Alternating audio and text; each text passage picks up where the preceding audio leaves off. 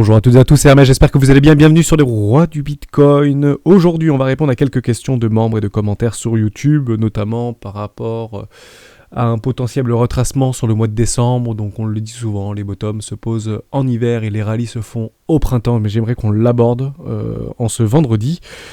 J'aimerais également vous remercier notamment tout particulièrement Papayou de vive voix, pourquoi, qui a rejoint le Discord et qui a répondu au petit questionnaire du roi du marché. Je le rappelle, sur le Discord, vous pouvez vous inscrire et rejoindre le Discord des rois du marché.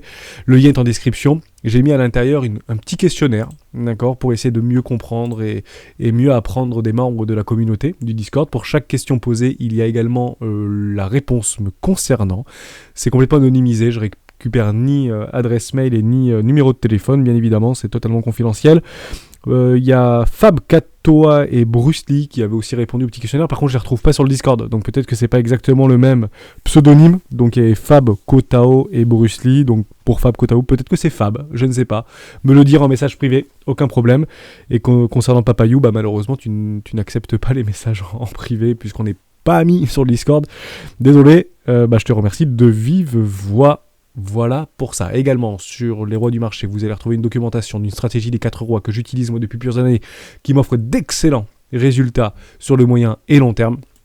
Téléchargement complètement gratuit, n'hésitez pas à la lire, à vous en imprégner, pourquoi pas vous en inspirer pour vous, de votre côté, trouver votre propre style d'investissement, que ce soit de l'investissement court terme, moyen terme ou long terme. On parlera également de la navigation des capitaux, mais on en parle tout de suite.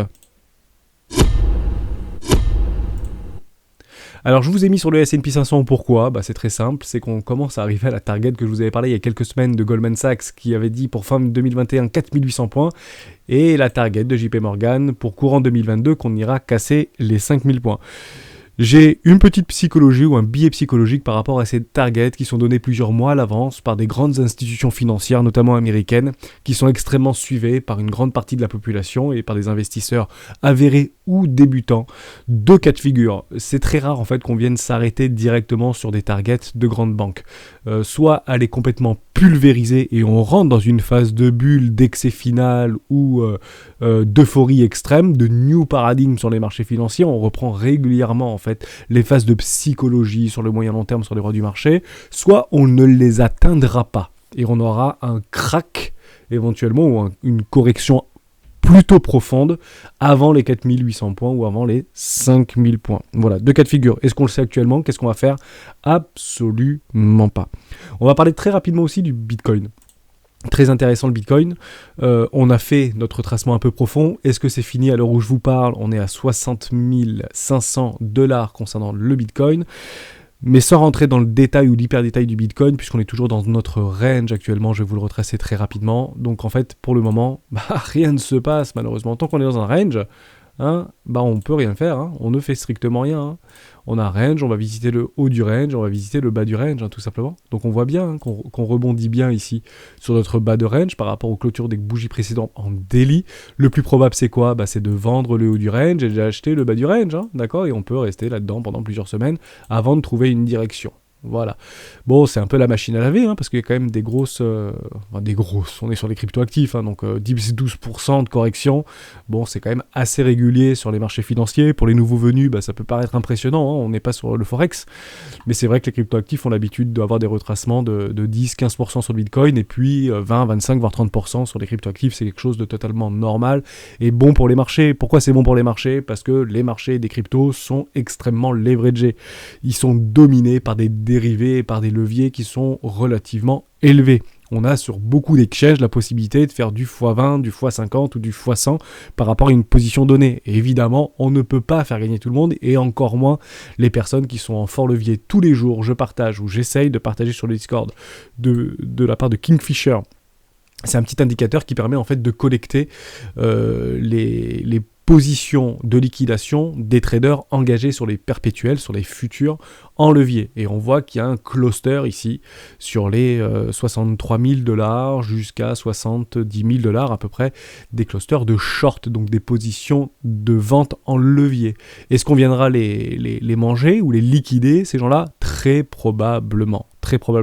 Mais avant ça, on peut très bien aller nettoyer tout notre bas, entre guillemets, d'énorme range. Hein, je le rappelle qu'on était en énorme range, je vais y revenir. Voilà. On peut très bien faire un tour en bas de ce range-là, qui est ici, énorme range. D'accord ?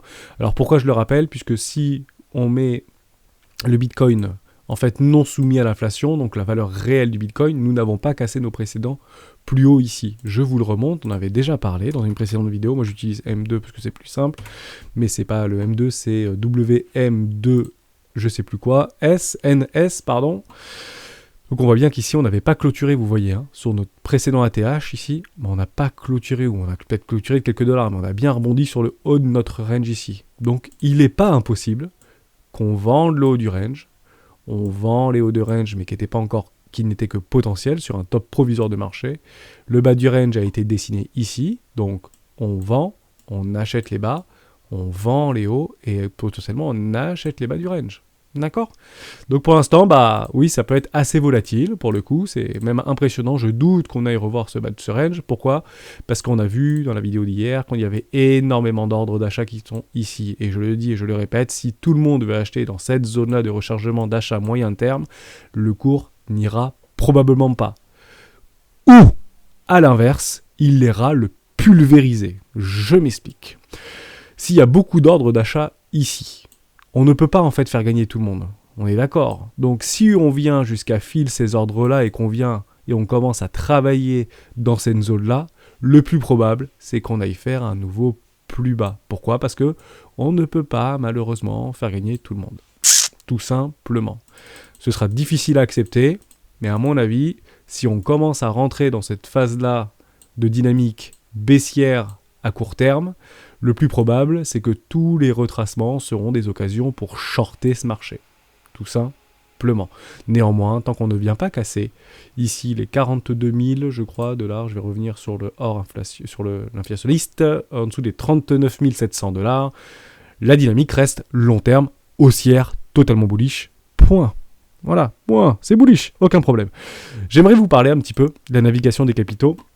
Et je vais reprendre en fait une question de Jess JC. Je pense que l'on risque de tomber en décembre car tout le monde va liquider son portefeuille et repartir fort premier trimestre 2022. Qu'en penses-tu ? Alors qu'est-ce que j'en pense ? En effet, la saisonnalité des marchés, qui n'est pas une loi, mais plutôt une règle psychologique ou un billet psychologique supplémentaire, mais qui se répète en fait d'année en année. Néanmoins, on se rappelle que en janvier 2017, c'est pas des bottoms qu'on a mis en hiver, c'est plutôt des tops de marché long terme. Vous vous rappelez ici, c'était le bottom de 2017. Si on commence à poser, top de 2017, si on commence à poser des tops en décembre et en janvier, avec des retracements, malheureusement, c'est plus on pose les bottoms en hiver, c'est là on a posé des tops en hiver. D'accord ? Et puis derrière, c'est très très très bearish. Ok ? Donc, est-ce qu'on est en train de poser un top ici en hiver ? Non, je ne pense pas qu'on est en train de poser un top en hiver. On le verra probablement si on pose des tops en hiver. Moi, j'aime bien voir des excès finaux. Exemple, si on devait être en hiver, on veut poser un top en hiver. Exemple, pas forcément là, alors sauf si le cours s'envole maintenant. Et à ce moment-là, vous voyez décembre là que le cours commence à monter. Janvier, il commence à monter, il retrace un peu, il monte. Je dis, ok, on est déjà à 125 000 $, on a fait plus 100 000 $ en un mois, par exemple, ou plus 70 000 $ en un mois. Je me dis peut-être qu'il y a quelque chose qui est en train de se passer dans la dynamique interne. C'est peut-être le moment de prendre des profits massivement pour pouvoir se casser de ce marché. Mais derrière, on aura probablement cette situation de retournement, de tendance long terme, normalement, je l'espère, en weekly. D'accord ? Donc si on commence à voir ça dans les prochains jours, prochaines semaines, ok, on pourra se poser des questions. Si le cours reste relativement plat avec des fluctuations de volatilité de plus ou moins de 10%, bon, pour le coup, on va peut-être poser des bottoms en hiver, d'accord, et repartir en été. Néanmoins, j'aimerais aussi reprendre quelque chose, donc c'était une très très bonne question. J'aimerais reprendre quelque chose sur des news qu'on voit souvent passer, s'il me donne ma transition, par rapport au mouvement des capitaux sur les marchés financiers. On parlera un tout petit peu du gaz naturel, on parlera aussi un petit peu du pétrole, mais si on reprend par exemple les liquidations des marchés. Je vois sur Fundroid, je le vois passer dans mon fil d'actualité Google, le cours du Bitcoin s'effondre, plus de 200 milliards de dollars disparaissent du marché. Bon, il faut arrêter de poster ça, messieurs les journalistes. Il n'y a pas de 200 milliards de dollars qui disparaissent du jour au lendemain. D'accord ? C'est en fait les capitaux se déplacent de ce marché. Prenez un exemple à notre échelle à nous. Tous les mois, peut-être, vous faites du dollar cost average, vous avez un petit peu de fiat en portefeuille, vous avez un petit peu de dollars, peut-être de l'USDT, peut-être de l'USDC, peut-être du BUSD, ou tout simplement de l'argent sur votre compte bancaire en euros.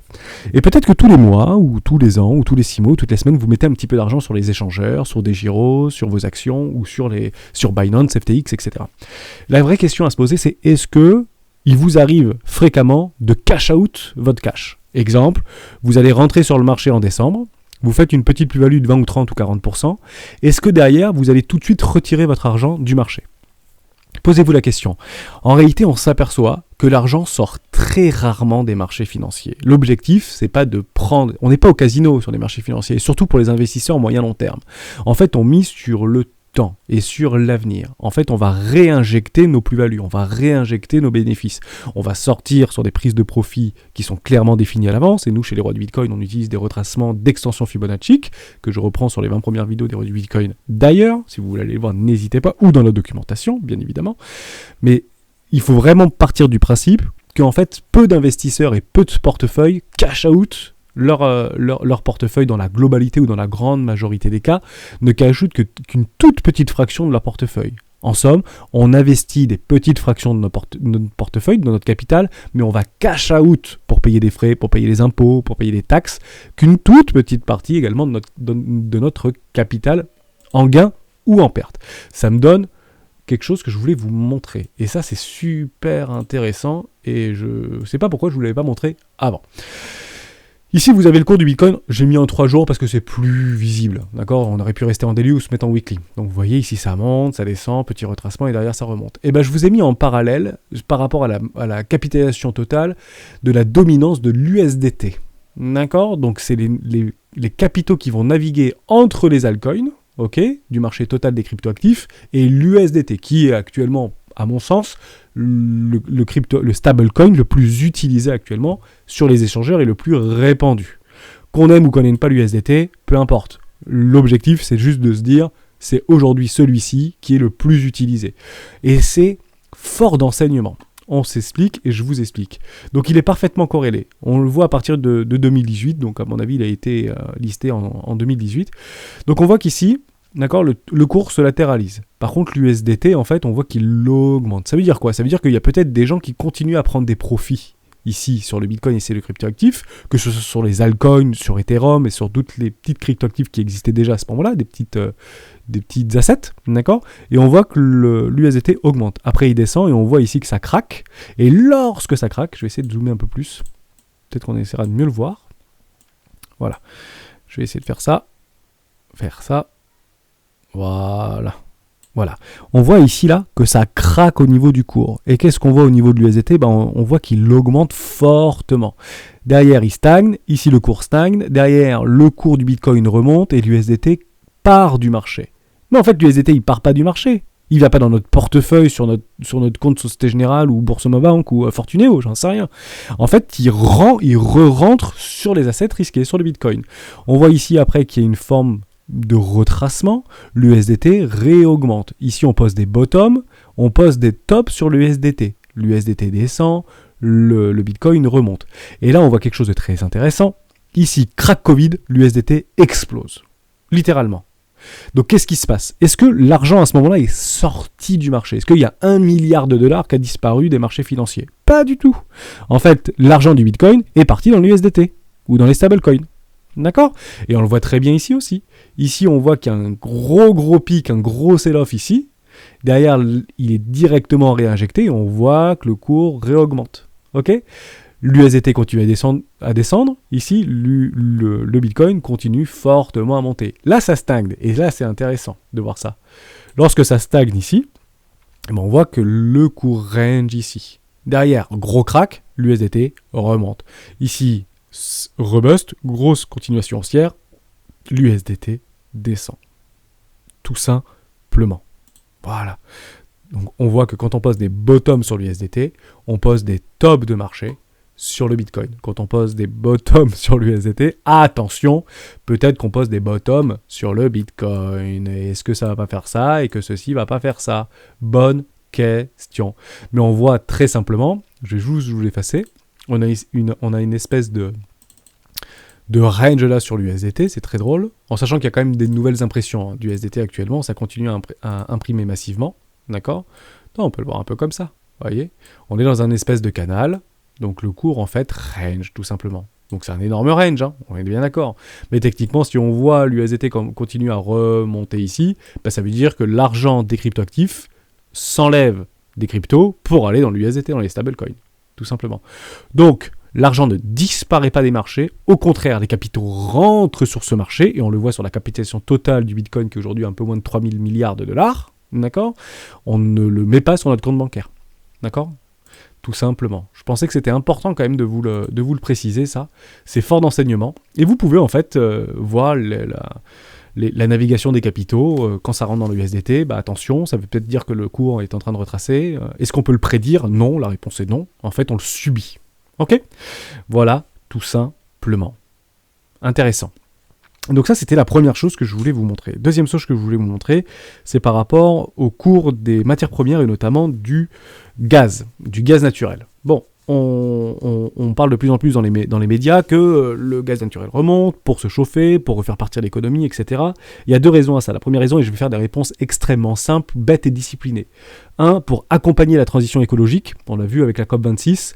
Il y a deux possibilités. En France, ils ont Emmanuel Macron, dans sa précédente interview aux Français, a dit qu'il allait relancer en fait le programme de construction de centrales nucléaires, ok, pour accompagner cette transition écologique. Ça, vous pouvez aller voir sur Internet, il y a beaucoup d'informations là-dessus sur des lobbyistes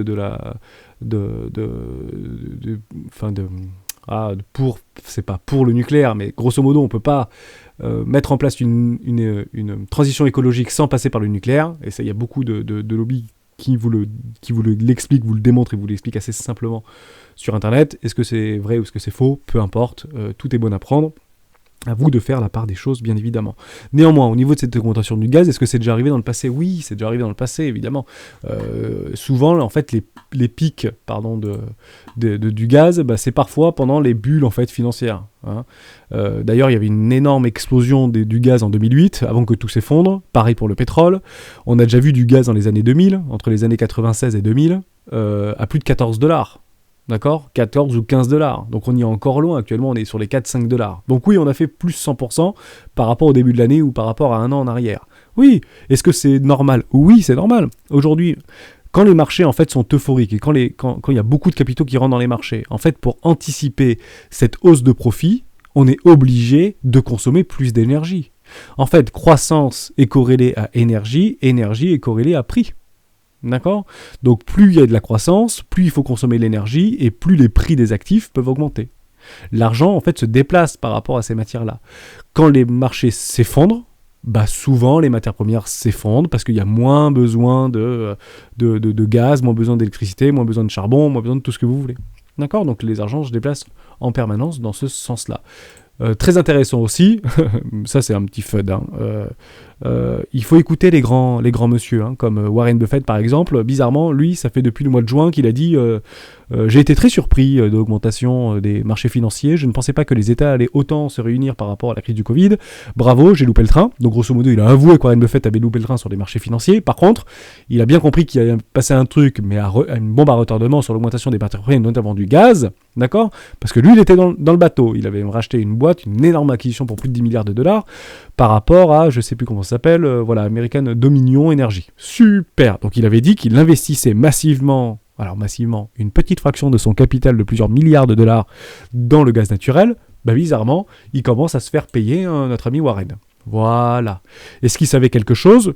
Peut-être. Est-ce qu'il a tout simplement anticipé quelque chose qui était inéluctable? Si les marchés explosent et que les profits suivent, ça veut dire que le marché n'est pas déçu par les résultats financiers des entreprises dans lesquelles ils spéculent, automatiquement ils auront besoin de plus d'énergie et notamment plus de gaz. Le gaz est également 40 fois moins polluant en termes d'émissions de gaz à effet de serre que le charbon et 20% moins que le pétrole. Donc Warren Buffett a imaginé qu'il était plus juste d'investir dans le gaz naturel parce que pour engager la transition écologique qui est depuis plusieurs années dans les gouvernements aujourd'hui, à l'Europe, au Sénat, enfin de partout dans le monde, pour accompagner cette transition écologique, l'idée du gaz naturel, entre guillemets, c'est le moins pire. Bon, bravo Warren, top. Voilà, c'est génial. Également, dernière petite chose, je ne l'ai pas pris sur TradingView, je le prends là, c'est pareil. On voit des espèces de gros pics ici, et c'est ça que je voulais vous montrer en 2008, où il y avait une explosion du cours du baril, parce que comme les marchés, et tous les marchés étaient euphoriques en 2008, et on voit le crack qui arrivait juste après, bah automatiquement, quand les marchés s'effondrent, ça veut dire que les résultats seront probablement négatif, ou en tout cas peu optimiste, donc automatiquement les demandes en matières premières pour faire marcher l'économie sera moindre. Quand le monde s'arrête, le pétrole s'arrête. On l'a bien vu lors du crack Covid, où même le Brent, c'était pas le Brent, c'était sur les contrats futurs, du pétrole était dans le négatif. Bah oui, quand vous confinez la Terre entière, automatiquement vous avez moins besoin de pétrole. Évidemment. Et là, on voit que ça repart. Est-ce que c'est bon pour le marché que ça reparte? Ouais, c'est super bon pour le marché. Si on voit que le pétrole commence à faire de nouveaux sommets, d'accord, il faudra juste peut-être penser à se barrer avant, mais si on voit que le baril, je devais dire une bêtise, casse les $150, et prenez des profits sur les actifs, quoi. Parce que là, on rentrera dans un excès final. Ok? Et on l'a vu en 2008, si on n'a pas compris, regardez dans le rétro. Quand tout sera au plus haut, regardez dans le rétro. Voilà, donc c'était pour remettre un petit peu dans l'idée de la navigation des capitaux. Et d'ailleurs, je vais juste vous montrer ça, c'était très intéressant. Si on prend le pic, là, le top du marché, c'était en juillet 2008. Donc, les rallyes se font en printemps, d'accord? Donc, un rallye impressionnant, et les tops se posent en été, d'accord? Donc, bottom en hiver, les tops en été. Bravo sur le pétrole. On va revenir juste ici sur le S&P, mais sur le S&P hors inflation, parce que c'est très drôle de regarder le S&P hors inflation corrélé au pétrole. Pourquoi? Parce qu'on a l'impression que c'est exactement la même chose. Étonnant, hein? On va regarder ça ensemble. Regardez ça. J'ai enlevé mes indicateurs, ça sert à rien. Et je vais juste vous coller le pétrole. Intéressant. Donc on voit cette euphorie incroyable ici, là, sur le pétrole, d'accord, en 2008. Et là, on voit le crash au niveau du marché financier. Ok? Et on voit que entre guillemets, le S&P était en avance par rapport au pétrole. Donc on voit sur ce top ici qu'on était en train de racheter le dip. N'achetez pas le dip. Et derrière, ça crache très fort et le pétrole s'effondre littéralement. Ah oui, normal, crise de subprime, Lehman Brothers, faillite, etc. C'est le monde est à feu et à sang. Où est-ce qu'il faut racheter? Bah ici, dans le sang, quand le monde est à feu et à sang, tout simplement. Vous savez, même, je sais plus qui c'est qui a dit ça comme trader, je crois que je l'avais mis dans la petite documentation des rois du marché, que vous pouvez télécharger, même les guerres n'arrêtent pas les marchés financiers. Même les guerres et les guerres mondiales n'arrêtent pas les marchés financiers. Intéressant, hein? Donc bon, même si, alors je dis pas et je le souhaite pas, même s'il y a peut-être une guerre nucléaire, c'est pas pour les marchés vont probablement retracer, mais ça veut pas dire que ce sera la fin du monde pour les marchés financiers. Les marchés se sont toujours relevés de toutes les crises, cycliques ou moins cycliques, profonds ou moins profonds. Voilà pour ça. Est-ce qu'on peut encore avoir un petit peu de jus par rapport au pétrole? Ouais, carrément. On peut monter très très fort au niveau du pétrole et continuer en fait à faire des structures de marché sur la réelle valeur du S&P. Là, je l'ai mis hors inflation et pouvoir en fait continuer à monter très très très fort. Et ce pendant les 2 ou 3 prochaines années, sans aucun problème. Voilà pour ça. Je finis avec 2 petits cryptoactifs. Je voulais vous en parler. De Iota, qui se fiche un petit peu de moi. Donc je vais y aller sur Iota. Parce que je vous en ai parlé dans une vidéo précédente. USD. Regardez le petit coquin d'Iota. Bon, je vous l'ai dit, je vous avais mis une... Hop, ça je vais l'enlever, j'en ai plus besoin du wall. Je vous ai dit que j'avais mis une petite ordre, la pending... hop, je vais juste cacher ça. Ici, pending exécution, mais regardez le truc. Il est passé, mais à quelques dollars près. Quelques centimes de dollars là. Et boum, il repart. Je vous l'avais dit. On est dans une espèce de triangle de compression sur le cours ainsi que sur le momentum. Là, je suis en 3 jours, mais je peux me mettre en weekly. C'est peut-être un peu plus réel. J'ai dit, je pense qu'on va sortir des acheteurs agressifs. Je vais attraper un ordre ici et derrière, ça va rebondir. Bon, je l'ai loupé. Qu'est-ce que je fais? Il fait quoi, Hermès, là? Il avait mis un ordre ici. Il y est toujours sur Binance, mon ordre. D'accord? J'ai pas été fil. Bah tant pis. Est-ce que le cours va faire ça et va peut-être éventuellement faire ça et refaire ça? C'est complètement possible. D'accord? Il peut même faire ça et faire ça. Mais mon ordre restera ici. Je ne vais pas courir derrière un train. Voilà. Iota, il a refait 10 ou 20%, je ne sais pas trop quoi. Par rapport au plus bas que si j'avais été fil exactement là. Voilà, j'aurais déjà fait 36%, au plus haut 40%. Est-ce que je cours derrière cette bougie-là? Non. Non. J'attends que le marché s'offre à moi. On voit une espèce de gros dark mall, ça va casser les vendeurs, ça va casser les acheteurs. Je suis où là? Je suis dans un triangle. Voilà, un triangle de contraction. Ok? Est-ce que je l'ai cassé vers le haut? Est-ce que je l'ai cassé vers le bas? Je ne sais pas. Pour l'instant, il n'est pas encore cassé. Il est mûr et il tend à partir un petit peu vers le nord. Mais hier, il tendait à partir vers le sud. D'accord? Donc on verra dans les prochains jours où est-ce que c'est. En tout cas, mon ordre, il est là et je ne le bougerai pas. Je ne modifierai pas mon plan. Ma stratégie reste telle quelle. J'ai décidé d'investir ici. Je revendrai à 110% ou 122%, je ne sais plus ce que je vous avais dit. Bref, si mon ordre est exécuté, mon take profit sera aussi exécuté, mon rachat un peu plus bas sera exécuté, et si on vient chercher le bas du range, je reprendrai et doublerai mon ordre. Voilà. Je ne sortirai pas de ma stratégie, même si c'est raison, même si j'ai raison. Je rappelle tout le temps, et je vais finir là-dessus, l'objectif sur les marchés financiers, c'est pas d'avoir raison et de dire au monde, vous voyez, j'avais raison. L'objectif, c'est de gagner. Point final. Voilà. Qu'on soit maximaliste Bitcoin ou maximaliste crypto, peu importe, si aujourd'hui vous écoutez cette vidéo et que vous êtes rivé les yeux quelques minutes, quelques heures par semaine,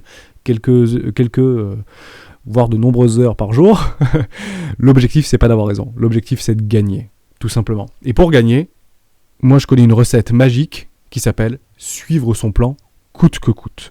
Je finirai par ZEC, parce que ZEC peut-être qu'il est en train de me donner satisfaction. Zcash, j'aime beaucoup. Je vous en ai parlé il y a quelques jours, voire quelques semaines. Bon, vous voyez, il commençait à partir, ZEC, là. Ah, je dis, zut, je l'ai loupé, ZEC, je l'ai zoupé. Regardez, j'avais mis mon ordre ici, il n'a pas été fil. D'accord? Pending exécution. Donc, je le prends ici sur ma ligne de coût, d'accord? De ce W weekly ici, là, dans un énorme W weekly. Bon, bah, regardez, le machin, il est monté relativement haut, et là, il est en train de retracer de 30% ou de 34%. Bah, peut-être qu'il va venir le chercher, mon ordre. Est-ce que je peux prendre un ordre ici sur les 618? Bon, honnêtement, je pouvais prendre un ordre sur les 618. Parce que je suis parfaitement sur ma ligne ici, donc je peux très bien prendre un ordre ici. Bon, je l'ai mis ici, je pense que le Bitcoin va continuer à corriger un petit peu, d'accord? Peut-être qu'on va faire un petit tour vers les 53-52 000 $. Je reste sur mon idée, et je suis quasiment convaincu que si Bitcoin retrace, l'intégralité du marché des cryptoactifs va retracer aussi. Pourquoi? Parce que le marché est extrêmement corrélé, et pour faire flush le marché vers le bas, bah, autant appuyer sur le bouton de crash Bitcoin pour faire crasher l'intégralité du marché. Parce que tout le monde va clôturer ses positions, à la fois sur les paires, hein, souvent on mise contre le Bitcoin, d'accord, et quand le Bitcoin retrace, bah, souvent les assets regressent beaucoup plus fortement, puisqu'on a la possibilité de tracer sur des paires, mais également sur les leverages des marchés. Voilà, tout simplement. Donc ça clôture très très vite les positions, tout simplement. Donc c'est pour ça que c'est très très corrélé. Peu liquide, très corrélé sur le marché du Bitcoin. Donc voilà, donc je vais patienter ici sur ZEC pour savoir si oui ou non on va pouvoir venir fil mon ordre. J'ai fini aujourd'hui pour cette vidéo. On se retrouve demain pour une prochaine vidéo des rois du Bitcoin. Peut-être que j'ai réussi à vous gagner encore quelques billets psychologiques. Merci encore une fois de rejoindre le Discord. Merci à Papayou, Fab, n'hésite pas à me dire si c'est bien toi, et Brusty pareil, comme ça je vous passe en membre confirmé. À demain dans une prochaine vidéo des rois du Bitcoin. Ciao.